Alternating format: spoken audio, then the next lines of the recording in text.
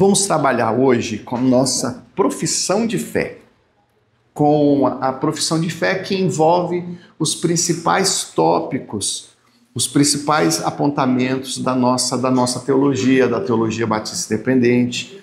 E digo aos irmãos, às irmãs, que existem muitas acepções diferentes a respeito da fé, a respeito da teologia, a respeito de Deus. Existem religiões politeístas, monoteístas, religiões as mais diversas, e assim, não vou necessariamente falar de todas as, impossível falar de todas as religiões, mas nós vamos fazer um foco, vamos focar na nossa fé, na nossa doutrina, para a gente entender aquilo que a gente crê. Então vamos estar se ambientando em relação à nossa teologia. Eu escaneei e imprimi o capítulo 5 da nossa lição. Isso é uma revistinha que em algum momento eu posso providenciá-la para todos os irmãos também. Nesse primeiro momento eu estou utilizando a digitalização e a impressão.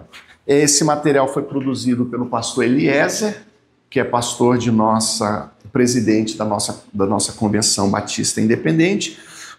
E ele começa dizendo assim, que é dever do cristão conhecer as doutrinas da Bíblia. E hoje o que é comum, o que é típico dos cristãos hoje, que eu tenho percebido, há uma preocupação muito grande do pessoal de ter experiência de culto. Há uma ênfase muito grande nisso, das pessoas irem para o culto, ser um culto tremendo, maravilhoso, de sentirem o poder, de sentirem a bênção, de serem abençoados. Não que isso não possa acontecer e que não possamos desejar isso. Mas nós, à medida que a gente amadurece um pouco, precisamos compreender que também temos a responsabilidade de conhecer a palavra. Então a nossa fé envolve o conhecimento bíblico. Tem um comediante que eu não sei quem é, talvez eu passe o vídeo dele até na igreja, ele dizendo o seguinte, ele estava falando, ele é ateu, ou sei lá, não sei qual é a religião dele, eu acho que é ateu, e ele chegando no cristão e falando, cara, o que a Bíblia é para você? E a pessoa respondeu, a Bíblia é tudo, é o mais importante, é a Bíblia. Ele, é isso mesmo? Mas como assim? Não, a Bíblia... Aí ele perguntou depois, e vem cá, você já leu ela? Aí a pessoa respondia, não li. Como é que você diz que a Bíblia é tudo para você, a coisa mais importante, e você simplesmente não leu? Aí ele falando isso num show de stand-up. E ele disse que depois dessa fala dele no show de stand-up, muitas pessoas mandaram mensagem para ele dizendo que se sentiram envergonhadas e que depois desse show começaram a ler a Bíblia. Em algum momento desse nosso crescimento espiritual, a gente conclui da Bíblia, da Bíblia como palavra do Senhor, como voz de Deus para nós, e nós temos essa responsabilidade de conhecer. Essa nossa abordagem aqui trabalha com, dentre os ramos da teologia, a teologia sistemática. Teologia sistemática. Então, às vezes, quando eu trago essa expressão para vocês, pode parecer uma novidade. E eu faço questão de falar porque gradativamente a gente vai se ambientando e teologia sistemática não vai soar mais como uma novidade total para vocês. E a teologia sistemática envolve um estudo da Bíblia de forma concatenada, de forma encadeada, de forma global, porque eu não interpreto esse versículo aqui de forma isolada, mas eu considero o que toda a Bíblia fala a respeito dessa temática. Quando eu vou falar sobre pecado, aí a gente vai desde Adão, no livro de Gênesis, a diversas outras passagens, até chegar em Romanos, em Hebreus e tudo mais, que vão falando também sobre pecado, e aí a gente começa a tirar conclusões a respeito do pecado, mas não considerando apenas um versículo, não considerando apenas o fator histórico, mas considerando a Bíblia como um todo. No direito, fala-se da tipicidade conglobante. Que um crime, o fato ele tem que ser típico, mas tem que considerar a tipicidade conglobante, se não tem nenhuma causa de exclusão de ilicitude e tudo mais. Então, tem que considerar o ordenamento jurídico como um todo. E a Bíblia, a gente tem que considerar a Bíblia como um todo quando nós fazemos as nossas conclusões. Então, as conclusões que a gente chega aqui a respeito da nossa fé envolvem um concatenado de análises e de conclusões. Aí as áreas da teologia sistemática, nós temos aí nas nossas anotações, tem a cristologia, que é o estudo sobre Cristo, pneumatologia, que envolve a doutrina do Espírito Santo. Curioso, né? Pneumatologia. Pneuma, porque pneuma vem de vento, né? Vem de vento. Antropologia, a doutrina do homem. A martiologia, a doutrina quanto ao pecado. Soteriologia, a doutrina da salvação. Vocês sabem, né? Quem nasce em Salvador, o que é, né? Soteropolitano, de Salvador. Aí a gente faz esse paralelo com a doutrina... Soteriologia, a doutrina da salvação. Angiologia, estudo dos anjos e tudo mais. Escatologia das últimas coisas, bibliologia. Então a gente vai fazer hoje uma apresentação geral dessa temática que vai trazer algumas clarezas, esclarecimentos em alguns pontos e vai gerar muitas dúvidas em outros. Na verdade, vai servir para aguçar a nossa curiosidade, à medida que demonstra áreas que a gente não conhece, não sabe. Pastor, o pastor sabe disso daqui tudo? Não sei mesmo. Esse conhecimento bíblico é muito amplo e a gente vai cada dia buscando aprender mais. E aí eu vou trazer alguns conceitos para os irmãos a respeito daquilo que nós cremos. E o 1 diz, nós cremos, o ponto 1 da nossa revista, do nosso material, nós cremos em um só Deus, subsistente em 3 pessoas, o Pai, o Filho e o Espírito Santo. Eu vou fazer o seguinte, eu vou pedir para a irmã Luzia abrir Mateus 28, 19, a Cíntia abrir João 14, 16. A Liliane pode ler também? Posso. 2 Timóteo, capítulo 3, versículos 16 e 17. A Filó vai ler 1 João, capítulo 4, versículo 2. Essa 1 João fica lá no finalzinho da Bíblia. Tem o Joãozão e os 3 Joãozinhos. Eu não vou conseguir ler todos, então vou pular alguns aqui.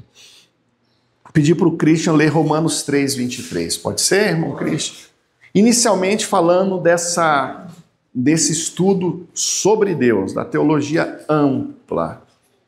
O que é que nós cremos? Nós cremos em um único Deus. E aí já vem um ponto de cara, um dos mais desafiadores também, a questão de um Deus triuno. Nós cremos em um Deus triuno. Essa expressão é uma expressão sempre marcante nos nossos estudos. Nós cremos em 3 deuses, queridos? Pai, Filho e Espírito Santo. Nós não cremos em 3 deuses. Nós cremos em um Deus só, mas um Deus triuno. E isso já deu muito pano para manga. E houve um homem chamado... deixa eu para não me confundir aqui. Chamado Atanásio. Muito famoso na história da nossa teologia, da composição da nossa teologia, que ele foi um dos principais personagens na defesa dessa feição triuna do nosso Deus. Houve um momento em que houve uma vertente teológica que queria dizer que Jesus não era Deus, que Jesus era um homem, um homem mais iluminado e tudo mais, mas que não era Deus. Houve uma discussão muito, muito grande.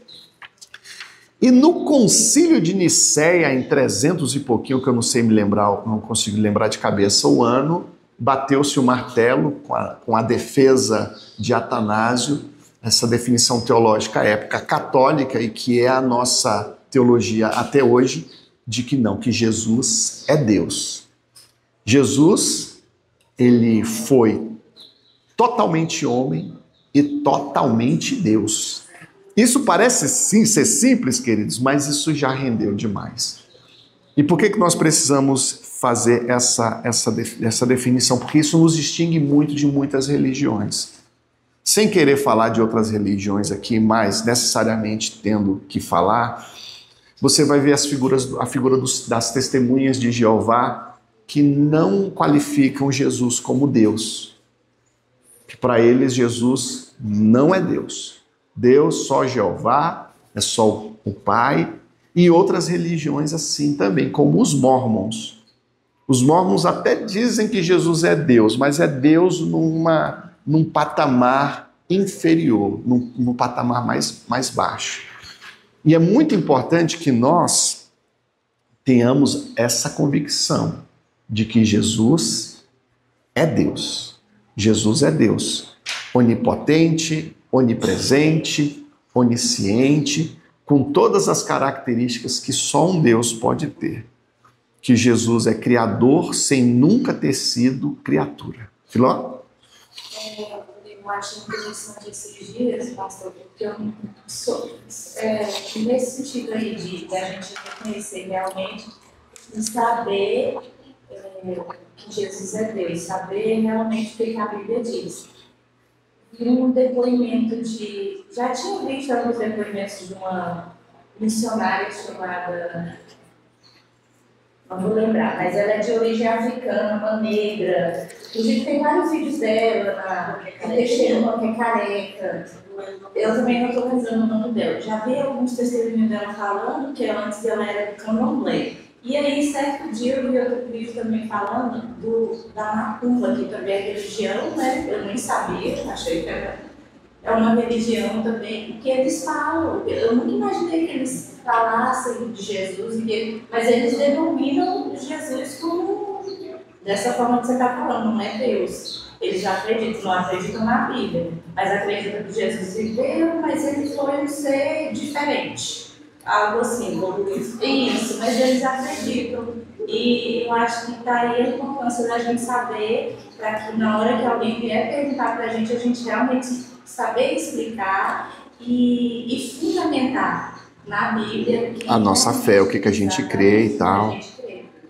E agora vocês percebem que normalmente esse discurso, essa conversa, esse ensino é muito complicado de dar no domingo à noite. E mesmo na célula também, no grupo familiar, também não dá. Então onde é que seria, se não na escola bíblica dominical, esse estudo? E assim, quando eu trago informações de outras religiões, não é para apedrejar as outras religiões. Que às vezes quando a gente apedreja as outras religiões, mais a gente conquista antipatia do que simpatia. Mas nós precisamos, de fato, entender em qual ponto a nossa fé diverge das outras religiões, e a gente precisa compreender a nossa fé. Então, na nossa fé batista independente, Jesus é Deus. Nós temos o Pai, o Filho e o Espírito Santo, formando uma trindade perfeita, maravilhosa, mas Jesus é Deus. A leitura que nós vamos fazer é de Mateus 28, 19. Que eu pedi para a irmã... Pode ler. Irmã Luzia? Portanto, ensinai todas as nações, batizando em nome do Pai, do Filho e do Espírito Santo. Há inúmeras passagens na Bíblia fazendo a equivalência entre Pai, entre o Filho e o Espírito Santo. Ao mesmo tempo que os apresenta de forma distinta, mas no mesmo patamar, esse nosso Deus triuno. João 14,16, a irmã Cíntia vai ler.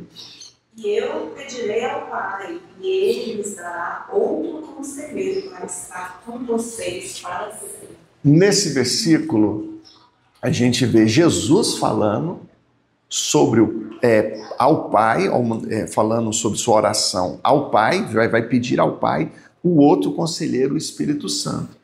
Então é algo complexo, mas interessante, que há uma distinção entre Pai, Filho e Espírito Santo. Mas de alguma forma eles têm uma harmonia e é esse Deus triuno. Posso ir para o segundo tópico ou vocês têm alguma pergunta sobre esse primeiro tópico, uma observação? Veja que eu não estou exaurindo essa temática da Trindade, não. Eu só estou dando uma passada geral, para vocês terem uma noção geral do posicionamento da nossa denominação batista.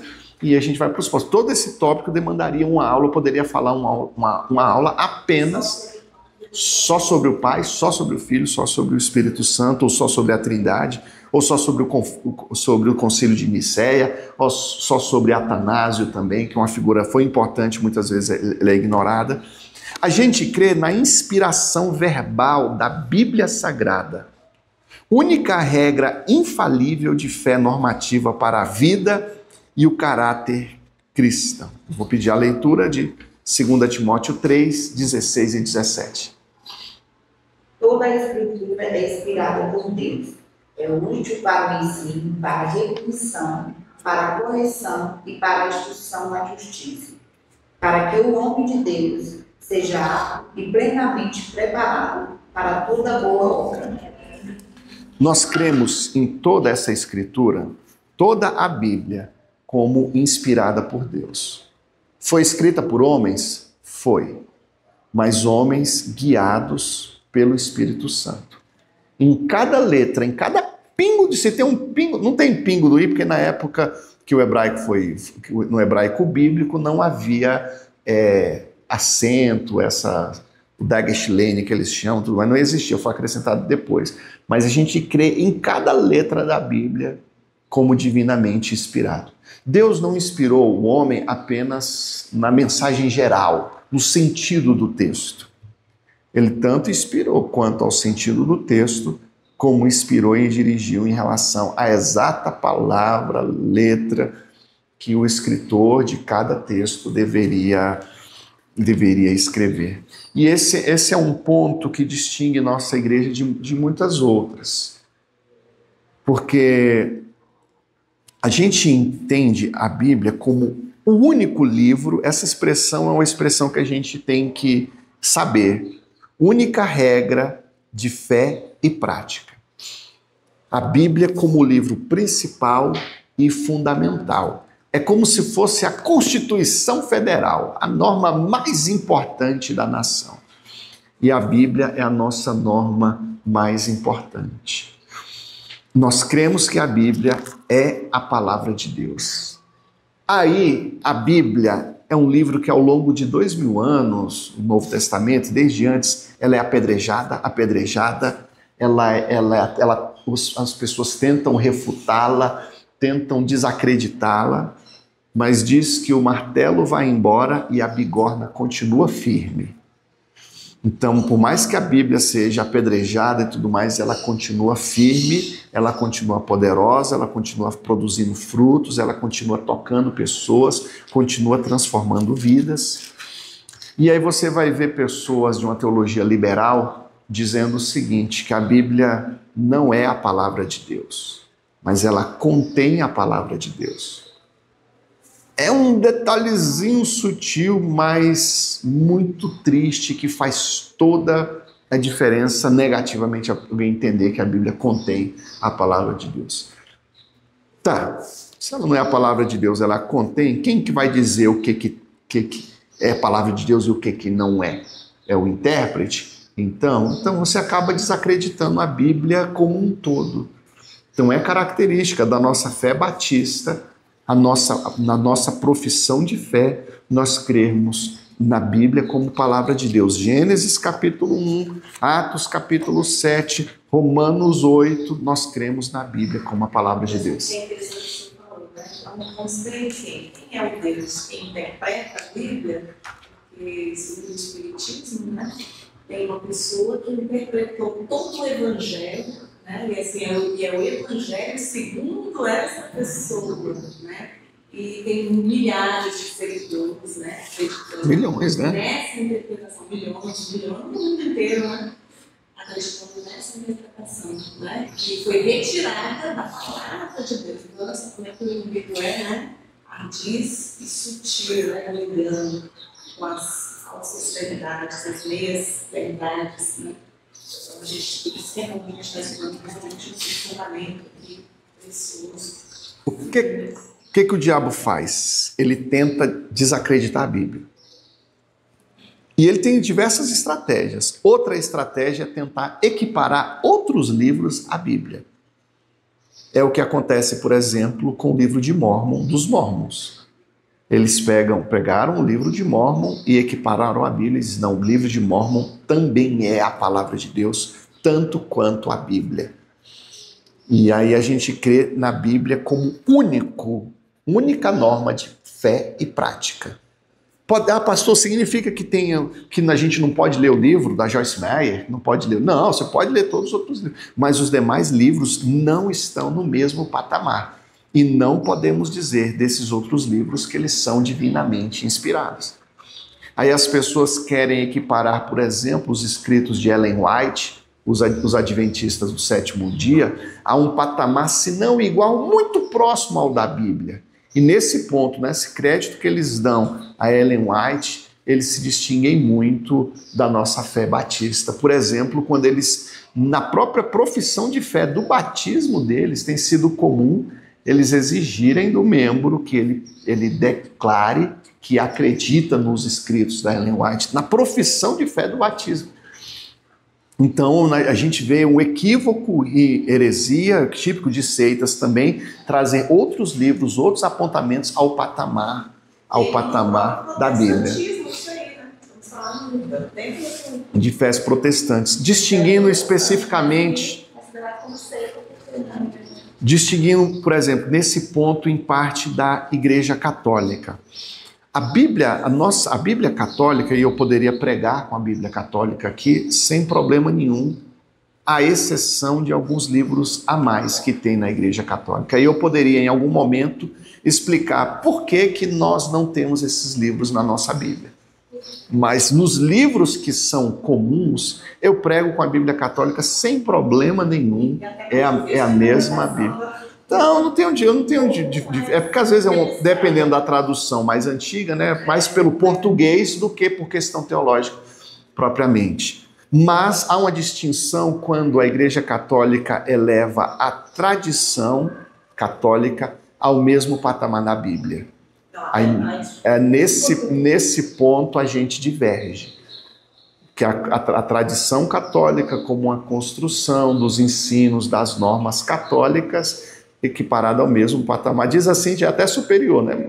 Mas, então, nesse ponto, a gente pensa de uma forma diferente. Eu acho que dá para a gente perceber a elevação desse patamar até em algumas rezas. Em algumas rezas, eles colocam a Igreja Católica, né? Santa Igreja. Isso, a Santa Igreja Católica, em rezas que eles fazem assim diariamente. Então, Aí assim, só apresentando essa distinção de nós crermos na Bíblia como a única regra de fé e prática. E existe uma pergunta clássica entre os evangélicos. Alguém fala qualquer coisa e você pergunta, está na Bíblia? O que a Bíblia diz sobre isso? Entendeu? Chega o pastor e falou, a partir de hoje é proibido fazer isso é pecado. Você está na Bíblia isso? Entendeu? Então a Bíblia tem um significado muito especial para nós. Precisamos muito conhecê-la com profundidade, mas demanda tempo. Você não precisa ter agonia para quem conhecer a Bíblia profundamente num dia só, não. Agora, em relação aos livros apócrifos, eu vou ficar para uma outra ocasião a explicação do porquê os livros a mais. Eu fico morrendo de vontade de falar aqui agora, mas em algum momento você pode me cobrar que a gente vai falar sobre isso. Agora, um conselho que eu dou aos irmãos, à medida que vocês forem conhecendo mais da Bíblia, mais da nossa fé, e tivermos que lidar com pessoas de outras religiões, a gente sempre ser respeitosos, né? Eu acho que isso a gente sempre tem que estar levantando essa bandeira. É natural que a gente divirja, mas a divergência nós fazemos sempre de forma... Eu não entro em bate-boca de Bíblia, de teologia, porque eu considero isso inútil. Eu acredito que mais serve para afastar as pessoas da nossa fé do que propriamente para aproximar. Mas se nós temos uma oportunidade para, de fato, apresentar o porquê de nós crermos naquilo que nós cremos, então sim, fazermos isso de forma consistente, de forma coerente, mostrando o porquê e, como diz a palavra, conhecendo a verdade liberta. E eu creio muito na Bíblia.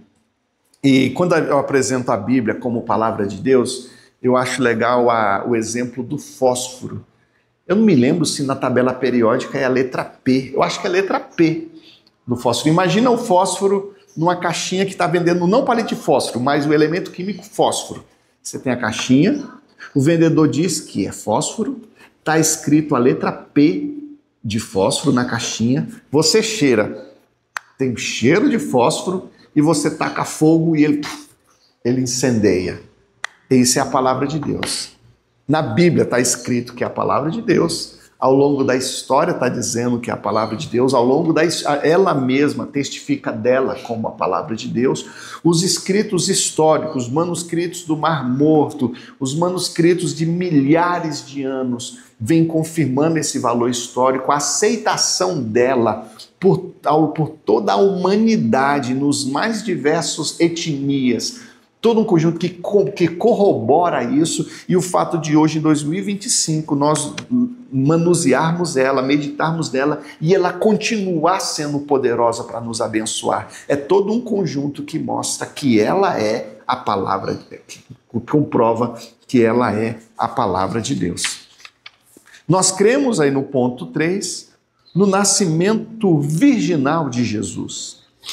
Na encarnação, nós cremos que Jesus nasceu efetivamente, morreu, e aí ele usa algumas palavras aí de forma vicária, expiatória, redentora, uma ressurreição física, corporal dentre os mortos, uma ascensão vitoriosa aos céus. Eu pedi para alguém ler 1 João 4:2, vou pedir, pode fazer a leitura então. 1 João 4:2. Assim sabemos que eles têm o Espírito de Deus. Todo espírito que reconhece que Jesus Cristo veio em corpo humano é de Deus. São inúmeros textos que nós podemos utilizar para concatenar essa conclusão do nascimento virginal de Jesus, da sua feição messiânica, dele como Deus e tudo mais. Mas hoje nós estamos apresentando só linhas gerais. Depois você pode ler esses versículos, despertar mais para o estudo. Mas nós cremos que Jesus veio como homem de fato. Ele completamente homem, e Jesus não deixou de ser Deus quando ele se tornou homem. E fala-se, existe essa expressão da união hipotástica. União hipotástica. Eu vou até conferir na internet se é isso daqui mesmo. União hipotástica de Jesus. União hipotástica. Hipostática, querido. Estou pronunciando errado. A união hipostática, que Jesus tem a natureza divina e humana e a única pessoa com essa característica. Ele não deixou de ser Deus, não deixou de ser homem. O texto que nós lemos aqui fala da sua morte vicária. Todos vocês já ouviram essa expressão, essa morte vicária. E quando se fosse uma prova oral, o que é uma morte vicária? O que foi sacrifício vicário? Vicariante, para perdão dos nossos pecados. O autor não escreveu aqui também, mas foi um sacrifício propiciatório. Já ouviu essa expressão, irmã Cíntia? Digamos que a irmã Cíntia esteja me devendo R$1.000 e ela não me pagou, já cobrei. Aí de repente eu me reúno com ela e falo: irmã Cíntia, tá perdoado esses R$1.000, tá? Mas nunca mais olhe na minha cara. Jesus, ele não só perdoou, ele também, mesmo depois do perdão, ele ficou propício a nós. Não, Cíntia, eu vou te perdoar a dívida e vamos continuar sendo amigos. Pode pedir emprestado de novo. Então, o sacrifício foi propiciatório, porque com o pecado houve uma espécie de aversão de Deus em relação ao homem. Com o pecado original, o homem se afastou, Deus se afastou do homem. Então, o pecado suscitou a ira de Deus. Mas com a morte de Jesus Cristo, vicariante para o nosso perdão, ele também se tornou propício a nós. Sim? Aí é Deus se afastou do homem ou é o homem se afastou de Deus? Quando o homem peca, Deus se afasta do homem.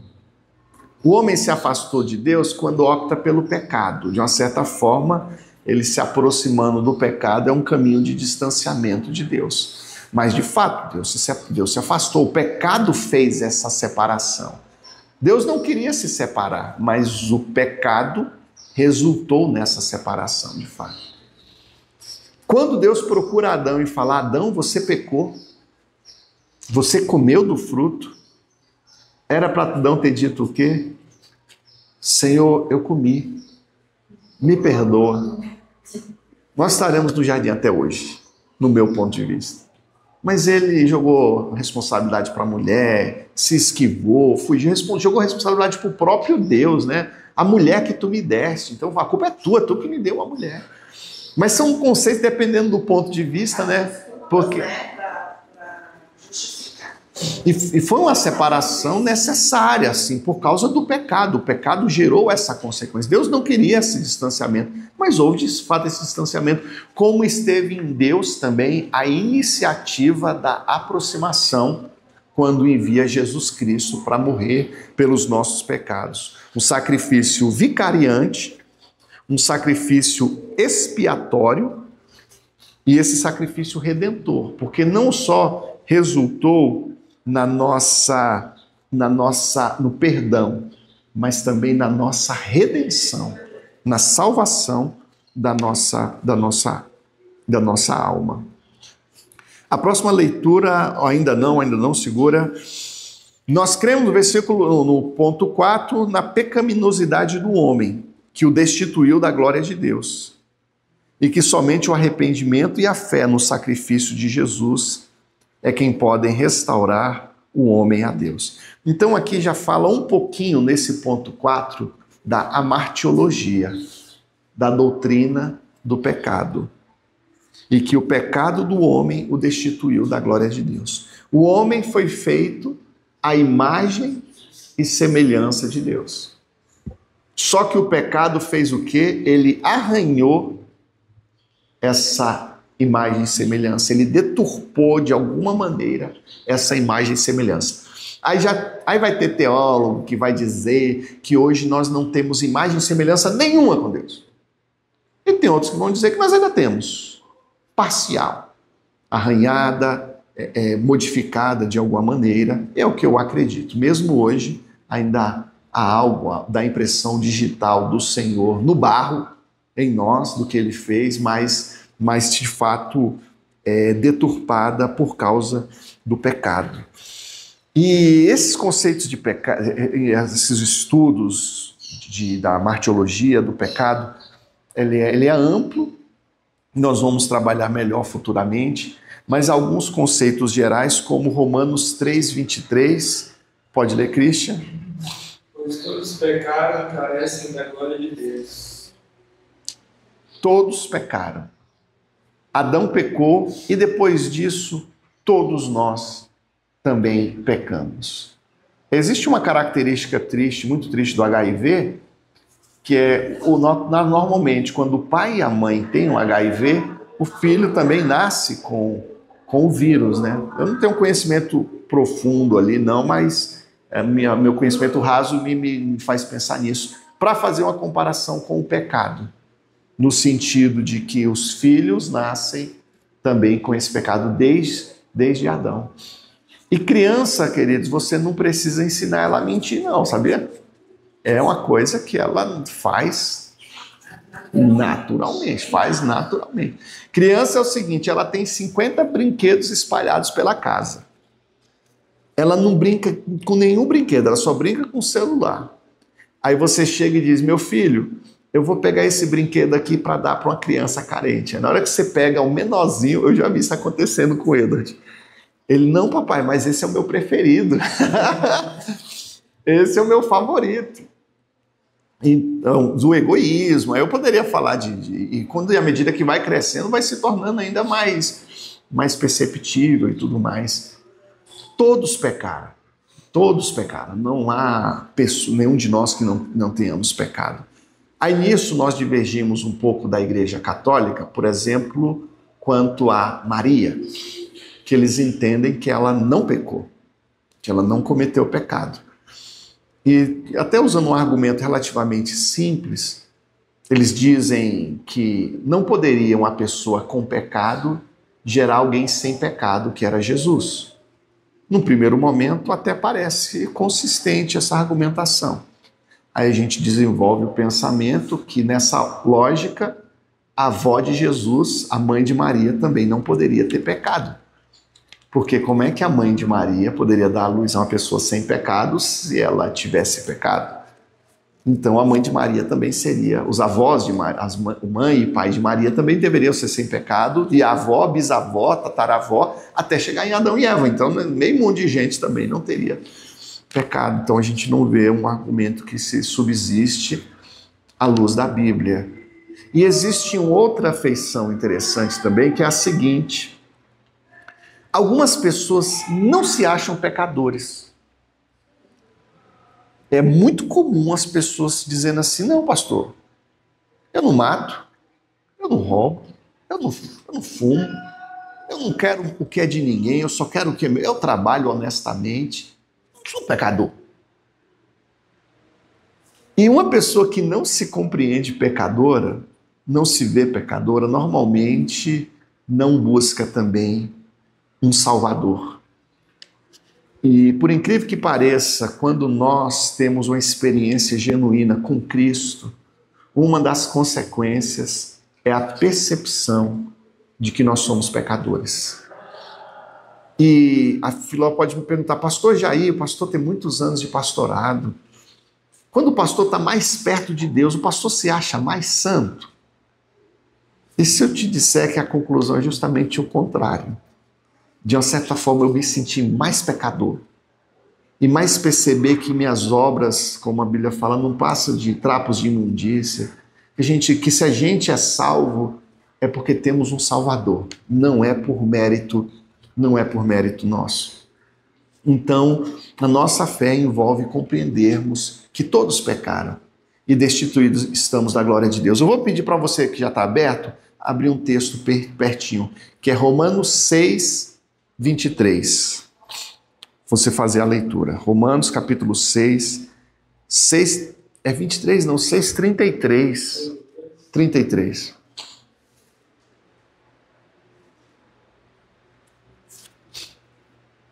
Certeza 23. 6, 23 então, para mim, que eu estou confundindo aqui do endereço. Porque o salário do pecado é a morte, mas o dom gratuito de Deus é a vida eterna em Cristo Jesus, nosso Senhor. Então isso ilustra um pouco a nossa fé. O salário do pecado é a morte, mas o dom gratuito de Deus é a vida eterna em Cristo Jesus. E aí ele já vai falar de outro princípio da nossa fé e da salvação, da soteriologia, que o fato da nossa salvação ser gratuita. Imagina que eu pego um presente e falo: irmã, isso aqui é um presente para você, é gratuito. Você pode aceitar ou não, mas o fato de você aceitar ou rejeitar não significa que deixou de ser gratuito, não tira o meu mérito de estar dando um presente. Então a salvação é um dom gratuito de Deus para todos nós. Não há algo que você faça para você merecer a salvação. Ah, eu tenho que ser uma pessoa boa. Se eu for uma pessoa boa, Deus vai me salvar. Não. Deus não vai te salvar porque você é uma pessoa boa. Deus vai te salvar no momento em que você o reconhece como Senhor e Salvador da sua vida. Esse é o momento que Ele te salva. Não há mérito nosso nisso. Eu vou pedir para... Eu já percebi o seguinte: nós não vamos conseguir concluir isso hoje. Então, domingo que vem, a gente continua estudando esses tópicos aqui. Mas esses 5 minutinhos que nós temos ainda, nós vamos usar para avançar aqui até onde der. Vou pedir para a irmã Luzia ler João capítulo 3, versículos 5 a 8.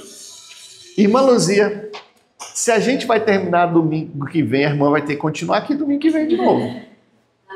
Tudo bem? Você sabe o que eu vim atrás? Oi? Eu achei aqui. O que eu vim atrás, eu achei. Foi, irmã. Pronto. Então, se achou, então continue aqui conosco. Pastor. Quer saber o que eu achei? Mas não foi o ventilador que a irmã achou, não, né? Acho que foi ainda coisa mais.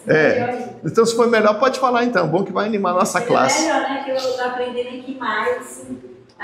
Né? Nem a gente nunca sabe de nada. Nunca. Mas que você vê as pessoas pregando, tudo, né? A Bíblia é uma coisa tão interessante que, por exemplo, eu estou lendo aqui, eu estou entendendo assim, estou entendendo do meu jeito, né? Mas já o pastor já lê, já entende de outro jeito. Se você for ler, já é totalmente diferente. Nós temos... É assim, sei lá, parece que é assim, você está lendo e renova. É a renovação. Que bom, que beleza, que benção, que benção. É engraçado que a Bíblia ela é muito rica, né? A irmã, por enquanto, só abre. Fica aí aberto, engatilhado aí. Capítulo 3... No João 3, versículo 5, vai ler do 5 até o 8. Irmã Cíntia, Efésios, capítulo 2, versículo 8 e 9. Nosso ponto 5 diz que nós cremos na necessidade absoluta do novo nascimento pela fé em Cristo Jesus e pelo poder atuante do Espírito Santo e da palavra para tornar o homem digno do reino dos céus. Tá, nós temos uma perspectiva do reino dos céus, da eternidade, de uma salvação. Nós cremos em céu e inferno, cremos. É uma fé bíblica. A Bíblia fala sobre isso. E a pergunta, como entrar nos céus? Como entrar no reino dos céus? Nossa vida é tão rápida. Eu me lembro como se fosse ontem, eu fazendo um aniversário de 15 anos. Lá na chácara dos meus pais, eu com 14 anos, porque eu me lembro, tenho lembrança de 8, 9 anos, e hoje eu estou com 42. E daqui a pouquinho 45, daqui a pouquinho 50, daqui a pouquinho eu estou da idade da irmã Luzia com 49 anos. Né, irmã Luzia? E daqui a pouquinho, queridos, nós vamos nos apresentar diante de Deus. A vida é um sopro. E essa é uma pergunta relevante. Onde você vai passar a sua eternidade? Se Jesus te chamar hoje, porque a fila para ir para o céu, queridos, a senha, não é aquela senha 7, 8, 9, é a senha tipo C58H. Aquela senha aleatória, de vez em quando tem gente cortando a fila, e você não sabe se dá muita angústia eu esperar chamar a senha, essa senha aleatória, que às vezes eu tenho a impressão de que alguém está passando na minha frente, né, tem o preferencial e tal.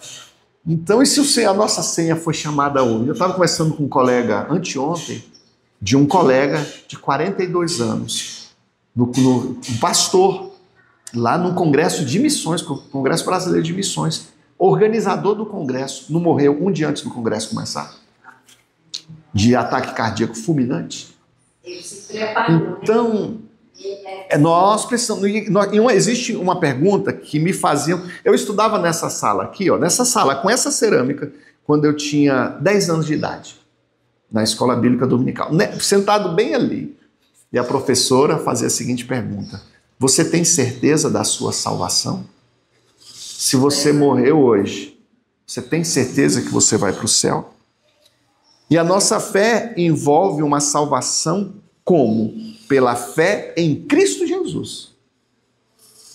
A nossa salvação está na fé em Cristo Jesus. Por que isso acontece? Pelo poder do Espírito Santo atuando em nós. Onde eu falo com a Liliane que o Espírito Santo, eu creio, ele agindo na sua vida. Ele produzindo algo em nós que não tem uma lógica humana. Você vai pensar, cara, não tem porquê de eu estar... Por que eu estou aqui nessa igreja hoje? Por que eu estou amando a Bíblia? Por que eu estou sentindo... Não tem lógica no decorrer da minha vida eu ter chegado Não, o Espírito Santo te movendo, te atraindo, te despertando. E a palavra do Senhor ela chegando, se deparando conosco, nós nos deparamos com a palavra e ela fazendo tanto sentido, ela se encaixando, ela respondendo os enigmas da nossa alma. E aí a irmã Luzia vai ler João capítulo 3, do versículo 5 até o versículo 8. Jesus respondeu: na verdade, em verdade, te digo, que aquele que não nascer da água e do Espírito não pode entrar no reino de Deus. Até uma pausazinha, irmã, perdão. Que nasceu da carne e na carne é carne. Quem nasceu na carne é carne. Quem nasceu no Espírito é Espírito. Não te maravilha de ter dito nascendo de novo? O vento assopra onde quer ouvir a sua voz, mas não sabe onde ver, nem para onde vai. Assim todos aqueles que nasceram do Espírito. Amém. Até aí, tá bom, irmã? E aí, importa nascer de novo. Quem não nascer de novo não pode entrar no reino dos céus. Ai, pastor, que palavra dura. Quer dizer que as pessoas, tem gente que vai para o inferno, o pastor crê nisso. Eu creio na Bíblia. E eu creio que se eu viro as costas para Cristo Jesus, se eu rejeito a Cristo, eu não tenho a salvação. A salvação está na pessoa de Cristo Jesus, na fé em Cristo Jesus. E aí existem muitos detalhes. Porque você vai ser salva. A Cíntia, por que a Cíntia se tornou uma pessoa salva? Porque depois de algum momento ela não cometeu mais pecados. É isso? Não foi por isso.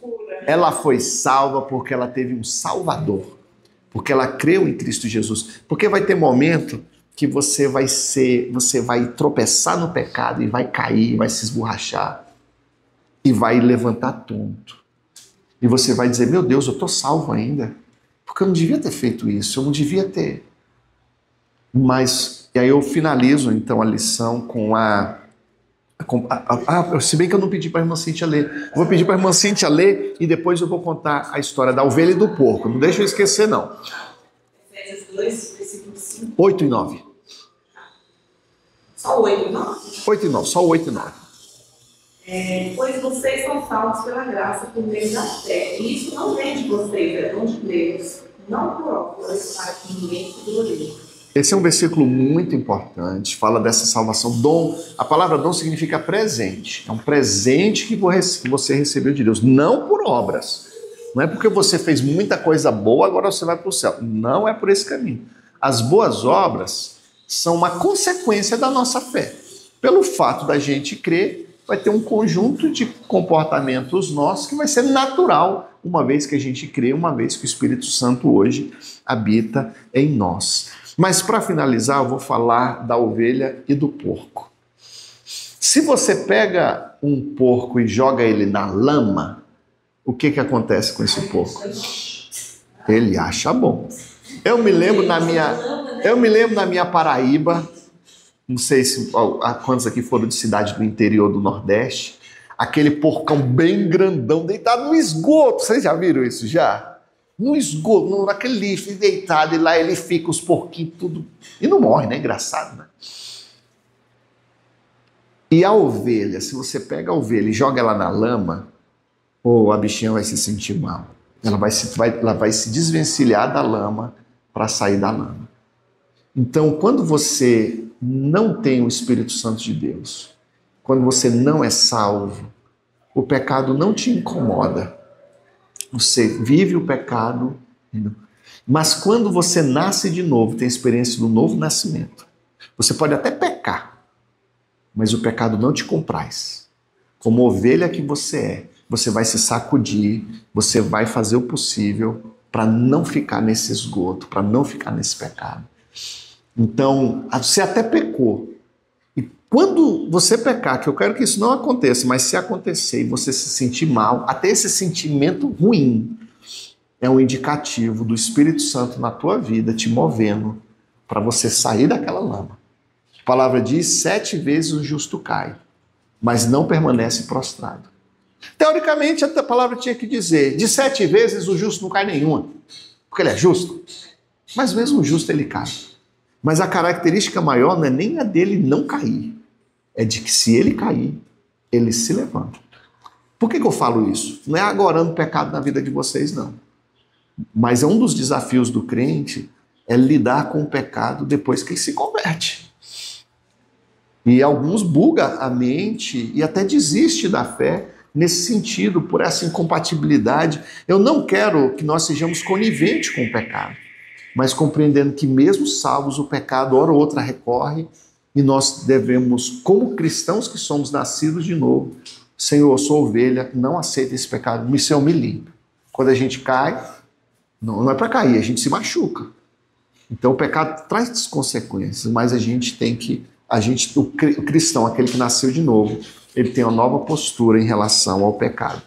Então, espero todos na nossa próxima classe, domingo que vem, que essa turma é nova. Eu ainda estou laçando os alunos ainda. Oi? Eu já se contar uma historinha. Se for rápido, pode, que já apitou. Eu ia lá no açaí e lá tinha uma lanchonete assim, que hoje não tem tirado, né? Aí tinha uma jovem sentada lá e eu fui passando. E eu senti aquele desejo de voltar e falar para ela que Jesus amava ela. Aí eu, Senhor, por que eu vou falar para ela? Eu vou assim mesmo, vou obedecer. Aí cheguei e disse, olha, Jesus te ama. Olha, ela quase me bota um balde d'água. Ela disse, deixa ele assim para mim. Olhou para mim e disse, você está me dizendo que eu vou para o inferno? Nossa! Eu falei, aí, Senhor, me dá sabedoria nesse momento, né? Eu digo, não, João, eu não estou dizendo que você vai para o inferno. Eu só estou dizendo que Jesus te ama. Você não quer que Jesus te ama? Não, você está me dizendo que eu vou para o inferno. Eu digo, não. Agora, vou ser sincero que você quer a sinceridade, eu vou te dizer. Na palavra de Deus, na Bíblia está escrito, se você não aceitar Jesus como seu único salvador, você vai para o inferno. É isso que você quer saber? Ela queria ouvir isso, né? Você quer ouvir? Pois eu vou te dizer. Se você não aceitar Jesus, antes de você morrer, você vai para o inferno. Mas não estou dizendo que diretamente você vai, porque Jesus ainda te ama. Quando Jesus diz que ama a gente tem que ficar feliz. Que coisa, que história. Você vê ele dizer que eu estou te condenando. Quem sou eu para te condenar?